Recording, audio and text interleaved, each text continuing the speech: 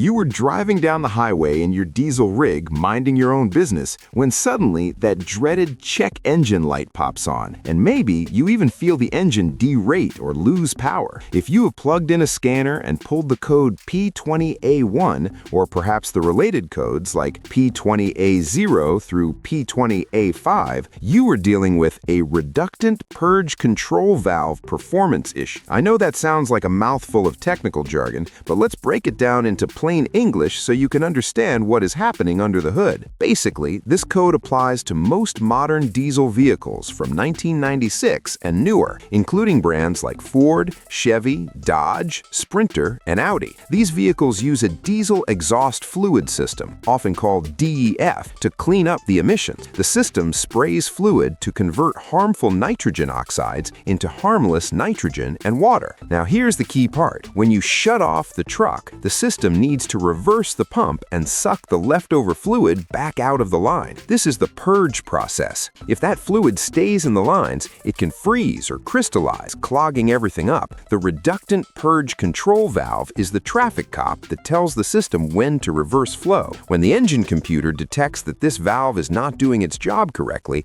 it throws code P20A1. The severity here is tricky. It might start moderate, but if you ignore it, you could be spewing harmful gases, and eventually the truck might go into a severe limp mode where it will barely drive to protect itself. You might notice poor fuel economy or just sluggish performance. So, what causes this? It could be the valve itself acting up, but do not just rush out and buy a new valve yet. A lot of times, this is actually a wiring issue. These pumps and valves are often exposed to the elements under the truck. Look for corroded connectors, loose ground straps, or wires that have rubbed against the frame. A very common mistake mechanics make is replacing the expensive reductant pump or the computer when the problem was actually just a $10 wire fix or a blown fuse. Start by checking for technical service bulletins for your specific year and model, as this is a known issue on many trucks. If the wiring looks good, you will need a digital multimeter to check the voltage and resistance on the valve circuit. If you are not comfortable with electrical testing, this is the time to call a pro, but at least you now know it is likely an electrical gremlin in the DEF system and not a blown engine. Keep your cool, check the wiring first, and you might save yourself a bundle.